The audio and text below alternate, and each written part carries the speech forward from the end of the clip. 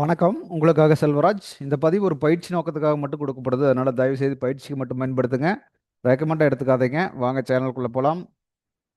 இது வந்து பார்த்துட்டிங்கன்னா நம்மளுடைய யூடியூப் சேனலுங்க. இதில் வந்து பார்த்தீங்கன்னா டெலிகிராமோட லிங்க் கொடுத்துருக்கேன். இதோட நிஃப்டியோட லைவ் அப்டேட் கூட டெலிகிராமில் காலையில் கொடுத்துட்ருக்கேன். ட்ரேடிங்க்கு முடிஞ்சால் யூஸ் பண்ணிக்கங்க. அடுத்தது வந்து பார்த்தீங்கன்னா புதுசாக இருக்கிறவங்க ஸ்டார்டிங்கில் இந்த மாதிரி வீடியோவெல்லாம் பார்த்தீங்கன்னா கொஞ்சம் கன்ஃபியூஸ் ஆகும் உங்களுக்கு. அதனால் வந்து கீழே ஒரு பிளேலிஸ்ட்டில் வந்து ஃபார் பிகினர்ஸ்னு கொடுத்துருப்பேன். இதில் இருக்கக்கூடிய வீடியோஸை மட்டும் ஃபஸ்ட்டு பாருங்கள். ஒவ்வொன்றா வந்து ஸ்கிப் பண்ணாமல் பொறுமையாக வந்து ஒவ்வொரு வீடியோ பார்த்துட்டு பயிற்சி பண்ணிகிட்டே பாருங்கள். அப்போ தான் முழுமையாக உங்களுக்கு புரியும். இந்த கான்செப்ட் முழுமையாக உங்களுக்கு செட் ஆகும். இப்போ ஒரு வீடியோ பார்த்தீங்கன்னா பயிற்சி பண்ணுங்க. அடுத்தடுத்து பயிற்சி பண்ணிவிட்டு அதை உங்களுக்குள்ளே நல்லா ஏற்றிட்டு அடுத்ததுக்கு போங்க. இதே வந்து சப்ஸ்கிரைப் பண்ணாமல் தான் சப்ஸ்கிரைப் பண்ணிக்கங்க. பெல் ஐக்கானை கிளிக் பண்ணி ஆல் கிளிக் பண்ணி கொடுத்துட்டிங்கன்னா ஆட்டோமேட்டிக்காக நோட்டிஃபிகேஷன் எல்லா வீடியோஸும் வரும் உங்களுக்கு. ஆல்ரெடி ட்ரேடர்ஸ்னால் அந்த தவறாமல் பார்க்க வேண்டி பாருங்கள். இதில் இருக்கிற கான்செப்ட் புரிஞ்சதாவே முழுமையாக உங்களால் அண்டர்ஸ்டாண்ட் பண்ணிக்க முடியும். வாங்க இன்றைக்கி ஸ்டாக் என்னாச்சுன்னு பார்ப்போம். 2 ஸ்டாக் ரெகுலராக பார்த்துட்டு இருக்கோம். இன்றைக்கி Reliance and HDFC bank. Reliance என்ன பண்ணி இருக்குது பாருங்க. ஆல்ரெடி நேற்று வந்து மார்க்கெட் வந்து கீழே வந்ததுனால நம்ம இங்கே ஒரு சப்போர்ட் வரைஞ்சிருந்தோம். நேற்று வரைஞ்சிருந்தோம். இதை ரெசிஸ்டன்ஸாக வச்சுட்டு இது சப்போர்ட்டாக வரைஞ்சிருந்தோம். இன்றைக்கி மார்க்கெட் என்ன பண்ணிக்குதுன்னு கேட்டிங்கன்னா, ஸோ இங்கே ஓப்பன் ஆகி அது கீழே சப்போர்ட்டுக்குள்ளே வந்துருச்சு. வந்துட்டு மறுபடியும் அந்த ரெசிஸ்டன்ஸ் போய் டச் பண்ணிட்டு மறுபடியும் சப்போர்ட்லேயே வந்து க்ளோஸ் ஆயிருக்கான். இங்கே ஓப்பன் ஆகி சப்போர்ட்டு, ரெசிஸ்டன்ஸு, அகெயின் சப்போர்ட்டு. இதுதான் நடந்திருக்கு. புரிஞ்சுங்களா? அப்போ வந்து பார்த்தீங்கன்னா, இதுக்கு எவ்வளோ ரியாக்ட் பண்ணுது பாருங்க. நம்ம அந்த மார்க்கிங்கை வந்து எங்கெங்கே அதிகமாக வந்து டெஸ்ட் எடுத்துக்குதோ அந்த ஜோன் வந்து எவ்வளோ இம்பார்ட்டன்ட் ஜோன்னு பாருங்கள். ஒவ்வொரு இடத்துலையும் இதுதான் நடந்துட்டு இருக்குது பாருங்கள். எத்தனை இடத்துல இது மார்க் ஆகி வந்திருக்குது.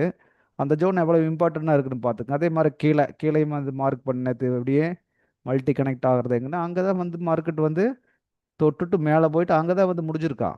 ஏன் ஒன்று கீழே வந்திருக்கலாம், எங்கே வேணால் வந்திருக்கலாம், அந்த பிளேஸ் தான் முடியறா. நம்ம இதை தான் மறுபடியும் அந்த ட்ரெண்டு சப்போர்ட் ரெசன்ஸ் இவ்வளோ தூரம் பார்த்துட்டு இருக்கோம். அதுதான் கான்செப்டாக இருக்குது. அதை தாண்டி ஏதாச்சும் நடக்குதான்னு கவனிச்சிங்கன்னா எதுவுமே இல்லை.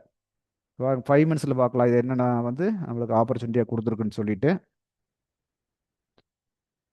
இங்கே பாருங்கள் 5 மினிட்ஸில் அழகாக வந்து வந்துட்டு சப்போர்ட்டுக்குள்ளே வந்தது தான். அதுக்கு பின்னாடி கொஞ்சம் மடுங்கீழே அகெயின் மேலே போனது ரெசிஸ்டன்ஸ்குள்ளேயே போயிடுச்சு. ரெசிஸ்டன்ஸுக்குள்ளே போயிட்டு இது உடச்சி மேலே க்ளோஸ் ஆக முடியுதா? முடியல. அகெயின் மேலே வந்து மறுபடியும் மேலே போயிட்டு மறுபடியும் கீழே வந்து சப்போர்ட். கரெக்டாக அங்கேயே வந்து க்ளோஸ். புரிஞ்சுங்களா? ஆப்பர்ச்சுனிட்டி எப்படி கொடுக்குதுன்னு பாருங்கள்.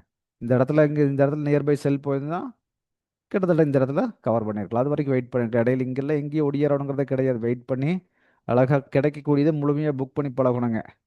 இப்போ நம்ம இதில் பை போடாமல் செல் போடாமனா ஆல்ரெடி 5 மினிட்ஸில் செல் ட்ரெண்டு தான் இருக்குது.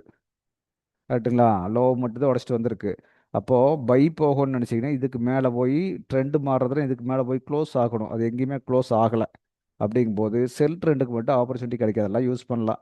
இங்கே வந்து பைக் வாங்கியிருக்கலாமானா இங்கே கூட ட்ரை பண்ணால் பண்ணியிருக்கலாம். ஆனால் பெருசாக எதிர்பார்க்க முடியாது. இந்த இடத்துல வந்தால் வெளியே வரலான்னு பிளான் பண்ணி உள்ள இருக்கணும். பட் இங்கேருந்து போயிருந்தீங்கன்னா ஆட்டோமேட்டிக்காக செல்லுக்கு ஒரு சப்போர்ட் வரைக்கும் போகணும்னு கூட வெயிட் பண்ணியிருக்க முடியும். அதான் நடந்திருக்குது மார்க்கெட்டில். ரைட்டுங்களா? ஹெச்டிஎஃப்சி பேங்க் என்னாச்சு இன்னைக்கு?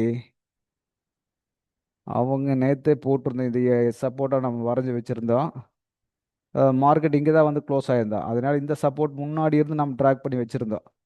அதே மாதிரி அதையும் உடச்சிட்டு இன்னைக்கு கீழே வரும்போது அடுத்தது எங்கே க்ளோஸ் ஆகுன்னு சொல்லிட்டு நம்ம அடுத்து சப்போர்ட் போடணும். இது கீழே எங்கே இருக்குதுன்னு. இது ஒரு இடத்துல எங்கேயும் இருக்குது. அதுதான் போட்டிருக்கோம். பக்கத்தால் ஏதாச்சும் இருக்கான்னு பார்த்தோம்னா 1 மினிட்டை பொறுத்தளவுக்கு கண்ணுக்கே தெரியல. பக்கத்தால் ஏதாச்சும் தெரியுதுங்களா? ஒன்றும் தெரியல. அப்போ நம்ம 4 ஹவர்ஸில் போய் பார்ப்போம் பக்கத்தால் ஏதாச்சும் தெரியுதானே. 4 ஹவர்ஸ் போனீங்கன்னா பக்கத்தால் அடுத்த லெவல் ஒன்று கண்ணுக்கு தெரியுது. கரெக்டுங்களா?